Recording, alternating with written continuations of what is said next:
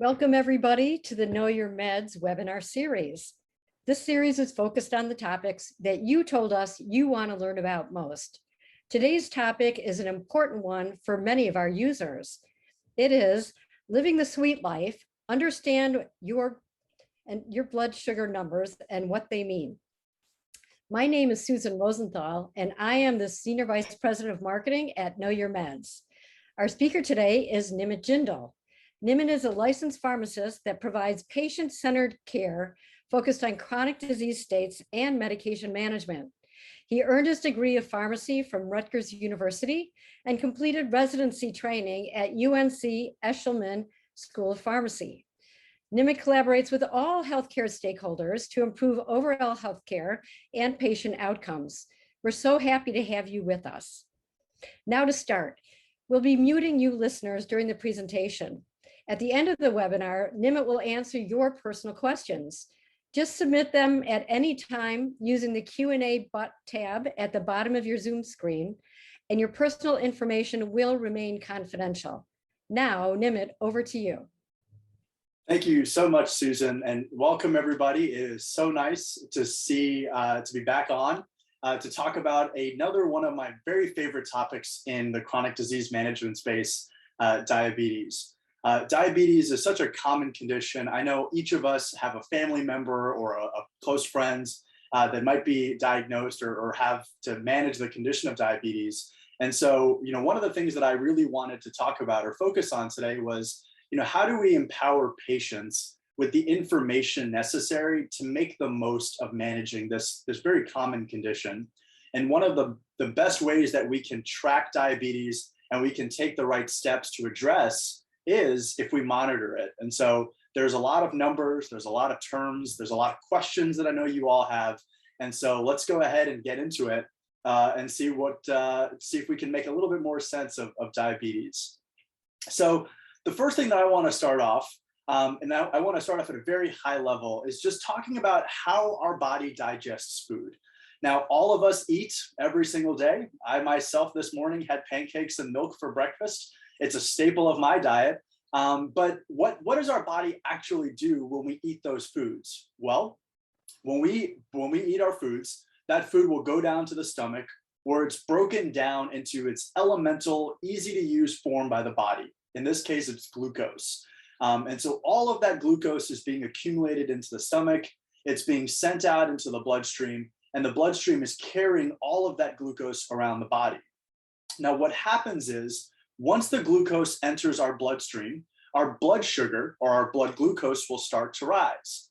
Now, when the body senses an increase in the blood glucose, it sends a signal over to the pancreas. And the pancreas is another organ that's a part of our digestional tract. The pancreas will secrete something called insulin. And this is something that you might have heard of. It's a very common term when we talk about patients with diabetes. And so insulin is incredibly important because what the insulin does is the insulin allows the body to be able to use that glucose, that energy. And so when you eat the food, the glucose levels in the blood starts to go up. The pancreas will secrete insulin. That insulin will go with the glucose and is now traveling in the bloodstream to all of the cells in the body. So what happens then once it's sort of traveling all around the body? And so this is a complicated picture. It's a complicated diagram, but essentially what it is in the bloodstream, in the blood vessel that you see here, we've got all sorts of red blood cells that are carrying these nutrients, these glucose molecules, these vital blocks of energy to all of the cells in the body. Now, what happens is the cells are sitting essentially on the blood vessels, waiting to receive nutrients. But what happens is the glucose can't enter the cell just on its own. It needs the help of that insulin. And so the metaphor that I like to use with a lot of my patients is, imagine a lock and a key. You might be outside the door that is locked, but you can't open it unless you have a key that allows you to open that specific lock. And so very similarly, all of the glucose is sort of hanging out in our blood vessels, waiting to enter the cell. But that cell has a lock. And the only way we can unlock that door and allow the glucose to go in is if we have insulin.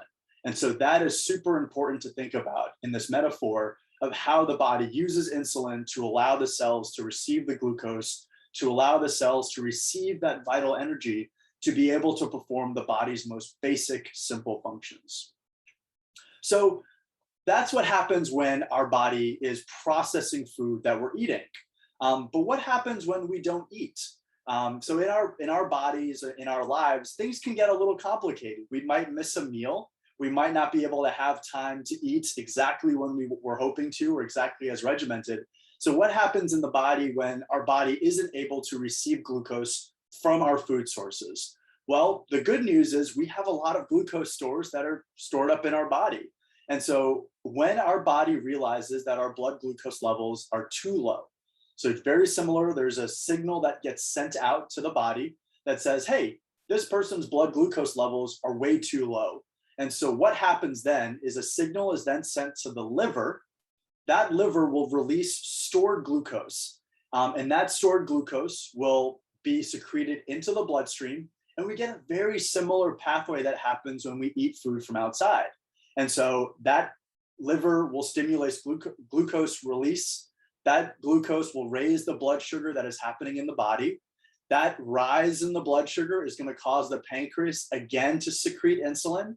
And now the bloodstream is going to be carrying all of that glucose, all of that insulin back around the body in order for us to receive the energy that we need to receive. And so what you start to notice is there's a little bit of a perfect homeostasis cycle going on. There's a little bit of a pure balance. So when the blood sugar is high, because we're eating all sorts of food, or because the liver has secreted some glucose, it's going to raise our blood sugar. When our body senses a rise in the blood sugar, our pancreas is going to release insulin. That insulin, that glucose is going to travel all around the body, and it's going to go into our cells to help us produce energy. What happens when we use up all of that glucose that's around in our blood? Well, our blood sugar is going to fall. And usually that might mean that it's time to eat another meal. But in the event that we don't have another meal, then our liver will secrete that glucose. That glucose is going to cause our blood sugars to rise, which causes the pancreas to release insulin. And then we have this sort of cyclical cycle that's happening. And so there's a perfect balance that exists in sort of normal folks and people as we do our day-to-day lives. Now, as you can imagine, what happens in diabetes is this cycle is disrupted. This perfect balance of blood sugar, or the body's mechanism to be able to control the balance of blood sugar, is disrupted. And so this is what happens when when a patient is diagnosed with diabetes. And so the first thing that I want to say is that this is a very common condition here in the United States. About 10% of people, that's usually in that 30 million people in this country, have diabetes. And what's almost concerning sometimes is that we have patients in this country that have the signs of diabetes, but don't have a confirmed diagnosis. And so let's just say of that 30 million people, we're talking about 5 to 6 to maybe 7 million people don't really have a confirmed case of diabetes. And so what happens is if you don't have a confirmed case, if you don't have a diagnosis, then you're less likely to take care of controlling your blood sugar. You'll have all sorts of complications down the line. And so it becomes really problematic. And so this is why for a lot of patients, whether you're high risk, whether you have a confirmed diagnosis, it's really important that we screen for blood sugars. We screen for when the body might have very high blood sugar. And so when I'm talking about screening in the context of this presentation, I want to be very clear with you all that I am talking specifically about blood sugar screening. There's all sorts of screenings. Patients who have diabetes or are at high risk have to go through a lot of different kinds of screening, and we'll talk about that a little bit more. But for the purposes of this presentation, let's focus on that. And when we say about diabetes, if we go back to the earlier part of that presentation, it's usually an inability in two parts of the body. Either our body can't produce enough insulin, so there's something wrong in the pancreas that is preventing the body from producing insulin when it senses a rise in the blood glucose in our blood vessels, or 2, the insulin that's being carried around the body just isn't working.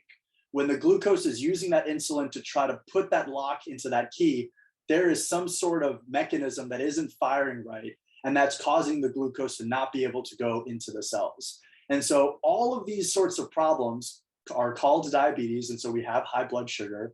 And then if we don't deal with this, if we don't monitor, if we don't screen, if we don't treat, we get all sorts of complications that are really bad for patients. And so this is why I'm trying to emphasize the importance of screening here as a part of the webinar. So in the diabetes category, we talked about what that is. The second thing that I want to talk about is this gray area. It's sort of a buffer zone before we get to full-blown diabetes of prediabetes.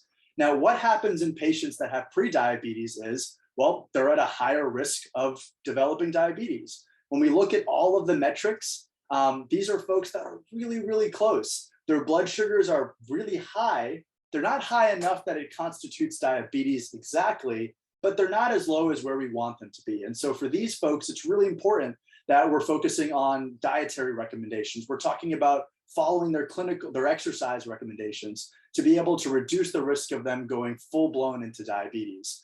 And so for these folks, for these patients in particular, this is when we start to see cases of our overweight patients, patients who might be consuming a lot of sugar in their diet. And so for this subset, for folks who are at high risk, we really want to make sure that we're screening them routinely, that we're screening them regularly to make sure that they're not going in the wrong direction, that they're not going from this pre-diabetes level to full-blown diabetes.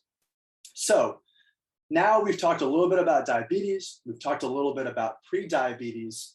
Let's spend a little bit more time talking about the types of diabetes. Now, I think many of you, or I hope some of you, have heard that there's a little bit of a distinction.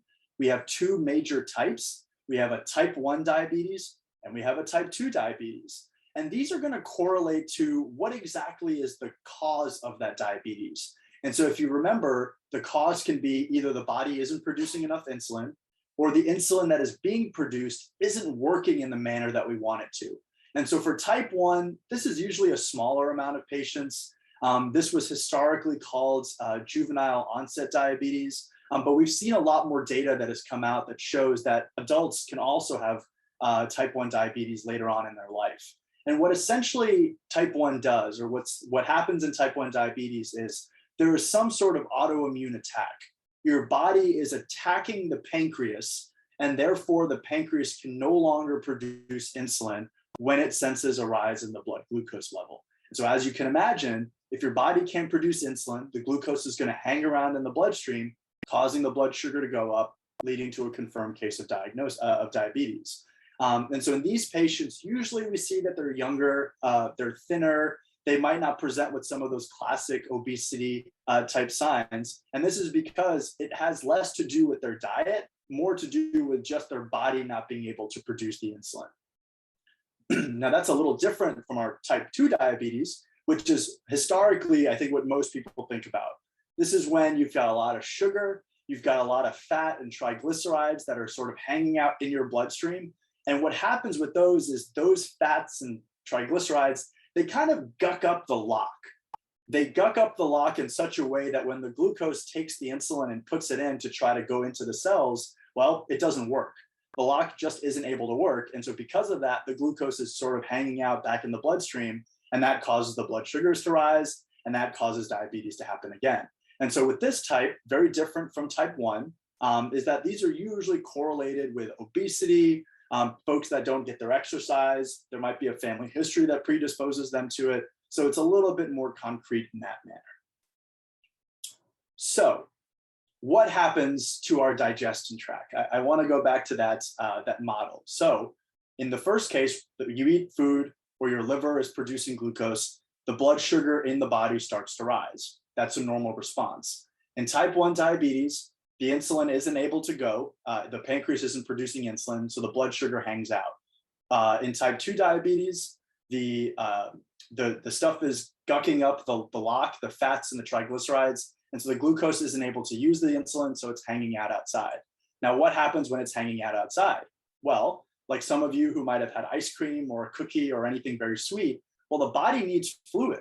The body, whenever there's sugar, it's going to draw fluid. And so what happens is it's going to pull all sorts of fluid into the vessels. This is why patients who have diabetes usually have a lot of thirst. They're very thirsty. And then all of that fluid has got to exit the body. And so this is when you start to see patients who go to the bathroom a lot. And so those are our two telltale signs. They drink a lot of water and they have to use the bathroom a lot. But some of these other complications that I talked about is, well, the body just doesn't like having a lot of sugar. What happens where there's a lot of sugar? Well, there's a lot of bacteria.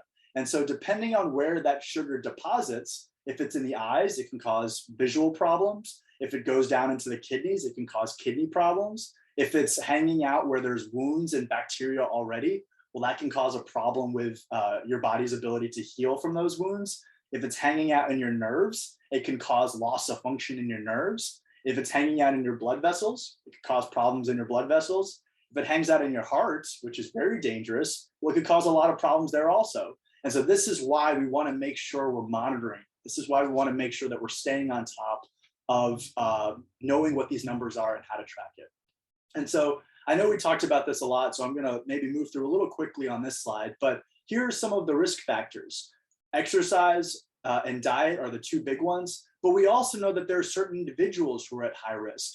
These are people who have a family history, people who might come from high-risk ethnic backgrounds, so predominantly African-American populations, as well as Asian American populations, individuals, pregnant women who have had a history of gestational diabetes, women who have polycystic ovary syndrome, and then of course, if there's other complications like blood pressure, we know that this can increase the risk for type 2 diabetes. So now that we know the importance of why you should be screening, who should be screened? Well, anybody with one of those risk factors that I talked about earlier should be screened. The American Diabetes Association recommends that we screen once a year for folks who have those high risk factors. And if you have multiple risk factors, you might want to be screened a couple of times a year. And then regardless of your risk, every patient at the age of 45 or older gets screened, and then women who've had gestational diabetes. For other women who have had no history of gestational diabetes, it's probably going to come up as a part of your natal treatment and your natal care that you are going to receive a screening for gestational diabetes. Okay, so we know why it's important.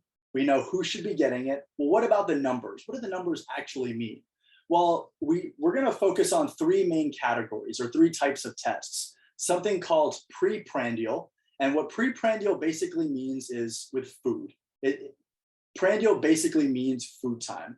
And so preprandial is before food time, postprandial is after food time, and then there's a separate measure called A1C, which is a long-term calculation of how much sugar is in the body at any given time. It's usually about a 3 to 4 month average. The reason being is I had a lot of patients when I was in practice where they would try to game the system.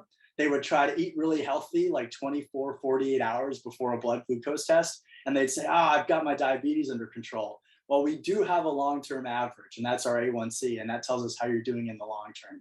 And so with these three categories, now we've got three ranges of numbers. We've got people who are pre-diabetic, people who have diabetes, and then what is our screening target at the end of the day? So for our preprandial category, for our category that is before you eat, the numbers for pre-diabetes are 100 to 125 milligrams per deciliter.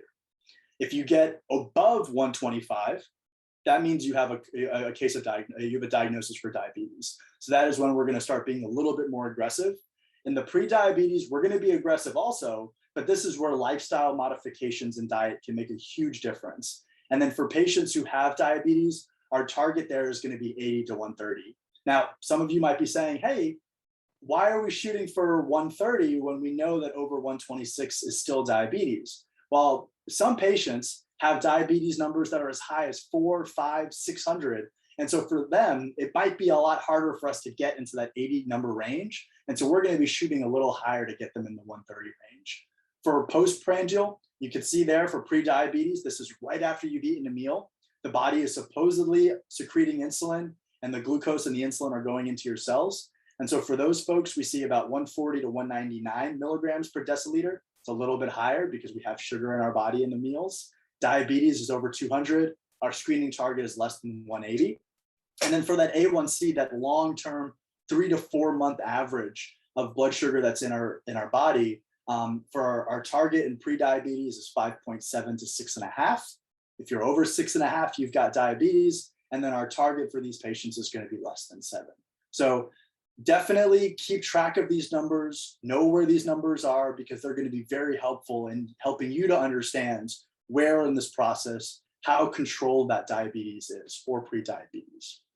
So we talked a little bit about when your blood sugar gets too high, when it goes above that certain number. Well, what about if your blood sugar goes too low? We said that your targets are going to be, less than 80 to 130. Well, is a blood sugar number of 20 a good number? Well, now you can also get a case where your blood sugar is too low. And this is usually when you get a blood sugar reading of less than 70. And so for these patients, it's incredibly urgent that you go ahead and get them glucose. Why? Because like we said earlier, glucose is energy. If your body doesn't have the essential building block for energy, it's not going to be able to do the things that it needs to do. And so for these patients, we have something called the rule of 15. It's the 15 grams of carbohydrates that we need to provide them.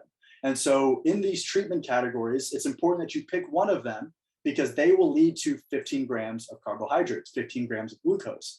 So you've got 4 ounces orange juice, 1 cup of milk, 1 tablespoon of sugar, and 4 ounces of regular soda, not diet. Now, with a lot of patients who have diabetes that like to drink soda, they might only have, they might only have diet soda lying around the house. And so make sure you're not grabbing that diet soda right away because it's not going to be helpful. There's no sugar in it. Wait 15 minutes, check the blood sugar again. If they're still below 70, then you're going to go ahead and give it another shot. You're going to go ahead and give it another time.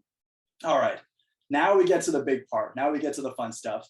How do you correctly check your blood sugar? Well, there are going to be 3 important things that are going to be a part of the blood sugar. The first thing is the glucose meter. And if you're looking here at the slide, that's that device with the big window, that big screen.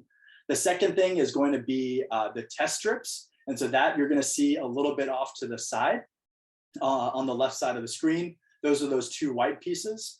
You're going to see a lancet. The lancet is basically what allows you to poke the skin so you can draw the blood. And then in some cases, in some kits, you might have a lancing device. That's going to be what's on the right side. And that basically you'll load the lancet. You'll go ahead and poke it into your finger. You can use it if you want. I know some people really like it. You could also just sort of take the lancet off and poke it directly into your finger. There are patients who have that. So it's a personal choice depending on your comfort level. So the first thing you're going to do is you're going to calibrate your glucose meter. When you get a brand new meter, it's really cool. It's got the shiny, it's got that plastic covering. You're going to want to make sure that it works properly though. And so in the pharmacy, they have calibrating solutions that tell the meter exactly what it should be reading. And so this is our way to test to make sure that the glucose meter is reading correctly. When you get the meter from the pharmacy, the pharmacist should be able to do this for you. If not, you can go, if you're not sure or you have questions, go back in and talk to your pharmacist and see if they're able to recalibrate that meter for you or make sure that it's working in the way it's supposed to. The next thing you're going to want to do is to make sure your test strips are compatible with the meter.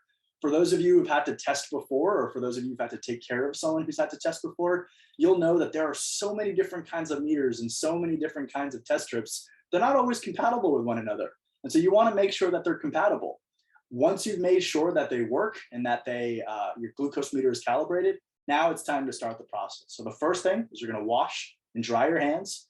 And then you're going to allow your hands to sort of hang for 20 to 30 seconds. And the reason why we do this is because we want the blood to pool at the fingertips so that when we go ahead and lance our fingers, we've got a ready supply of blood that's ready to go. Otherwise, if you have to sort of massage your finger or try to get the blood going, it can be very painful. It can lead to sort of incorrect or inaccurate readings. And so we want to go ahead and just make sure that that blood is pooling. Once we've done those, now we're going to go ahead and start the process. So we're going to take a new test strip out of the container, and we're going to plug it into our glucose meter. It's going to go ahead and recognize that the meter should recognize that there is a new glucose test strip being done, and it's going to get ready to go into action. And so you're going to take the lancet or take the lancing device, poke it into your finger, and then eject. And that ejection is going to cause the needle to go into your finger, and it's going to draw the blood. It's going to have you sort of bleed 1 drop of blood, 2 drops of blood. And then you're going to allow the test strip to you're going to pull it down into the finger and allow the glucose meter to just pull up that blood. Now, here's a couple things. That test strip is designed to pull blood into the meter. So you don't need a pool of blood. I don't need you to cut off the tip of your finger or peel off a lot more than necessary. Just a 1 drop will do. And then I also don't need you to jam that test strip into the hole where the blood is, because that also could bend the test strip. It can cause some problems. And so you just need to lightly tap it. The test strip will pull up the blood and it'll start calculating. And once you see that calculating sign, you can go ahead and get rid of the lancet. You can throw it in an appropriate sharps container just to make sure that nobody else gets hurt. And then you go ahead and get your numbers. And then you compare them to the table and you sort of see how well is my diabetes being controlled. Now, some meters, and this is where you want to talk to your physician about this or your provider about this, some meters can be used in alternative sites. And what I mean by that is instead of the fingers, you might be able to use your forearm, your palm, your thigh, but not every test strip or every lancing device or every meter is designed for all of those sites. And so it's really important that you check your meter before trying one of these other sites. And so if there's one thing I want to emphasize about the whole testing process, it's not the numbers, it's not even the process, it's please make sure that you're using a new lancet and a new test strip for each and every test. We want accurate results. We want to get those results as painless as possible, and we don't want to have any risk of contamination. And so the best way you can do that, new test strip, new lancet. All right, and so once you've gotten those numbers, I always recommend that you put it down in a log. You keep a note of this in a notebook. On the Know Your Meds app, we've got a space for it, and it'll help you sort of track and see how well you're controlling your blood sugars. And then when you go to the doctor's office, make sure you bring that information. Make sure you show them this is what your numbers are, and so you can have a informed conversation together about what comes next. Other types of screening that you can do, we talked about some of these combined conditions with diabetes, blood pressure, cholesterol, nerve damage, making sure that you're getting an annual foot exam, making sure you're getting your vision checked, making sure you're getting these vaccines, these important vaccinations, and then making sure you're checking the function of your kidney. Because again, when we've got pools of sugar that are just holding up places in the body, it can cause a lot of problems. And so even though you might be watching your diet, even though you might be checking and monitoring your screens, your blood sugar, make sure that you're getting all of these other types of screenings done as well. And so once you've done those, what are some of these follow-up tests? What do they look like? Well, the first one annually is going to be a diabetic peripheral neuropathy. And what that screening basically does is, we said that diabetes can cause the nerve endings in the fingers and the toes to kind of not respond. And so you might not feel if something is at your fingertips or at your toes. And where that really becomes problematic is when there's an infection. And so for some of you, you might have heard crazy, really scary stories about people who have diabetes who have to get a foot amputated. Well, the problem in those scenarios is there was always a mild infection that the patient couldn't feel. And because the patient couldn't feel it, they didn't think anything was wrong, but that infection grew and it killed a lot of cells. And this is why they needed to cut. The only way to stop the spread of that infection is an amputation. So those neuropathy tests, those foot exams are really important, those eye exams, making sure you're getting your dental screening, all of those things are important. Blood work, A1C is a measure of 3 to 4 months. And so you don't have to do an A1C test every day, but you should be getting your blood work and checking your cholesterol levels as well. And then vaccines we talked about, the big one is your annual flu vaccine. Because you've got sugar in the body, your body's ability to fight off infection, it's going to be slow. So why go through all of that unnecessary hardship when we've got vaccines to help you do that? So the flu vaccine, the pneumonia vaccine, the hepatitis B vaccine, the shingles vaccine, the COVID-19 vaccine. We've got so many vaccines to help your body naturally fight off infections quickly, better, without having to expose yourself to those risks and complications. And so definitely something worth doing. And then of course, lifestyle management, weight loss, healthy diet, physical activity.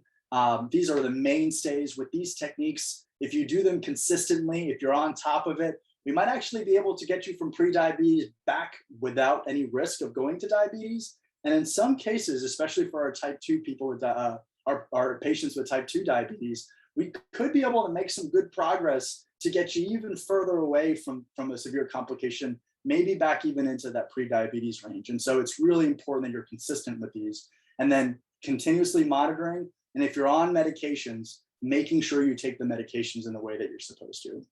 And so I know I covered a lot. This is a very important topic. This is a very fun and exciting topic for me. And so just some things I want you all to remember. Know if you have a risk factor. We talked about some of those earlier in the webinar. Go back and refresh yourselves, but make sure you know if you're at risk. If you're at high risk, start checking your blood sugar yearly. Start getting your A1C checked yearly. If you've got more risk factors, increase the frequency of those checks. And then know what those numbers ought to be.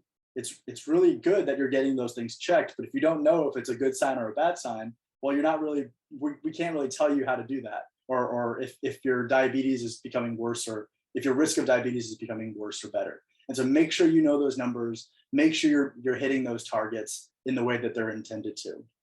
And then actionable items that you can do today, start tracking your blood sugar in the app. Go ahead, if you're already testing your blood sugar every day, make sure you test it, make sure you put it in the app, and then make sure you bring it with the provider.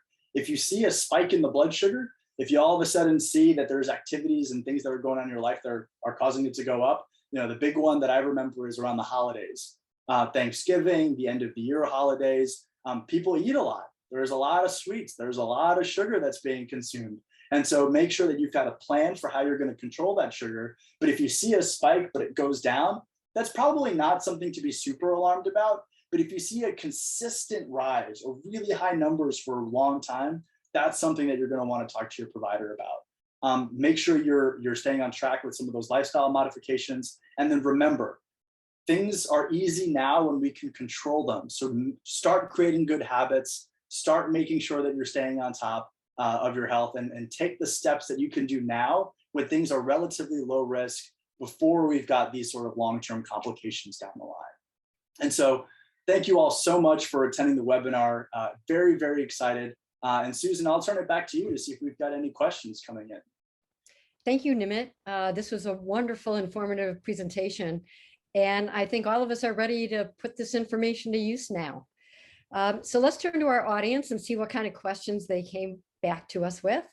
The first one is there a way that one can move sugar through their body quickly? That's that would be fantastic, wouldn't it? If we knew that there was a way to get sugar out of the body quicker. Unfortunately, we don't really have a lot of good tools for that. There are medications that can help you do that. And the medications just allow you to secrete or urinate really the sugar out. But unfortunately, there's not really an easy way that we know to do that. So the only way that we know to control the sugar is to monitor your diet and make sure you're not consuming a whole lot to begin with. Great question. Thank you. All right, another person viewing asked, could you talk more about reversing diabetes and pre-diabetes? Yeah, so if we think back to the earlier part of the presentation, what happens when the body breaks down food, for people with type 2 diabetes, we know that this is strongly correlated with activity. The fat, the triglycerides are jamming up those locks, which is causing the elevation in the blood sugar. Well, the good news is that if you're consistent with your diet, if you're consistent with your exercise, and you're watching your weight, well, we can see the body burn up that fat. We can see the body eliminate some of those things that could be gucking up the lock, and it allows the glucose to seamlessly use the insulin to go into the cells. And so in those situations, there's pretty good data to suggest that we could, for people with prediabetes, we can get them further and further away. And then for folks with type 2 diabetes, we might even be able to get them back a little bit further. And so, it's really important that you take some of these easy steps now, instead of having to get some sort of complication where you're on medications, where you're on insulin, and it just becomes a lot harder to reverse later on in later stages of the disease. All right, we got a lot of questions. Here's another good one. What time of day should I test my blood sugar, and should I do it when I'm away from home? Yeah, so your doctor will usually have a regimen for you to follow when it comes to testing blood sugar. So usually we're going to test blood sugar before meals, that pre-prandial thing that we talked about. And so that could be testing it 3 times a day, where you can test it, once. I would always recommend testing it in the morning a little bit, just because it gives you a good idea of how much glucose is being used or being produced by the body at nighttime. So I would recommend, if it's 3 times before meals, breakfast, lunch, and dinner, And then if it's 5 times, finding them throughout the day where you're not testing right after a meal. And then the second part of that question is, should you test when you're not at home? Absolutely. I know when you're on vacation, it's a tendency to kind of sit back and relax, but unfortunately, diabetes doesn't take a vacation. And so you've got to stay on top of it. You've got to go ahead and monitor those numbers, even when you're not at home. All right. Another person asked, does alcohol make a difference with blood sugar, and what types of alcohol are better than others? Well, so let me explain how alcohol works. And usually this is a conversation, about how much alcohol I'll leave between you and the provider. But what happens in alcohol is when that alcohol is being digested by the body, it forms these deposits in the liver. Now, if you remember from the beginning of the webinar, the liver is what produces glucose when your blood sugar drops. And so if the liver is not able to produce glucose because of the alcohol, it's very risky that the patient could have hypoglycemia or very low blood sugar. And so especially when we talk about some of the signs of hypoglycemia or low blood sugar, patients will have slurred speech. They might be confused. They might be dizzy. Are these starting to sound familiar? They sound a lot like alcohol. They sound a lot like a hangover. And so the problem is if you don't know how to mitigate that or how to differentiate the two, they could be seriously life-threatening consequences. And so definitely talk with those providers specifically about what is or isn't okay with your regimen. But that's just sort of how alcohol interferes. Great question. That's very important to know. All right, we have time for one more. And this person asked, what type of monitors and strips should I get? Yeah, that's another really great question. And when you go down the aisles of the pharmacy, it's kind of overwhelming. There's a lot of products. I would say that there's 2 things to consider. A, cost. For patients with diabetes, especially if you're going to be testing 5, 6, 7 times a day, things add up. Those test strips are not very cheap. And sometimes your insurance company may or may not cover them. And so I would say the first thing to look at is making sure that it's affordable for you. The second thing to look at is then you can start playing with some of those perks. There are some glucose monitors that will share that information directly with your doctor. There are some glucose monitors that connect to Bluetooth, and they do all sorts of fancy technology and pieces like that. If you can and you're interested and you're a big techie and people like to play around with those kinds of gadgets, of course, absolutely go for it. But we want to make sure that they work. We want to make sure that they're calibrated, and we want to make sure that the test strips match the glucose meter. Those are the only 3 things that I ask, regardless of what kind of glucose and test strips you end up getting. So. Great. And again, I want to point out to people that you want to keep track of your daily numbers, and you can do that in the Know Your Meds app, and keep it for yourself as well as sharing it with your providers.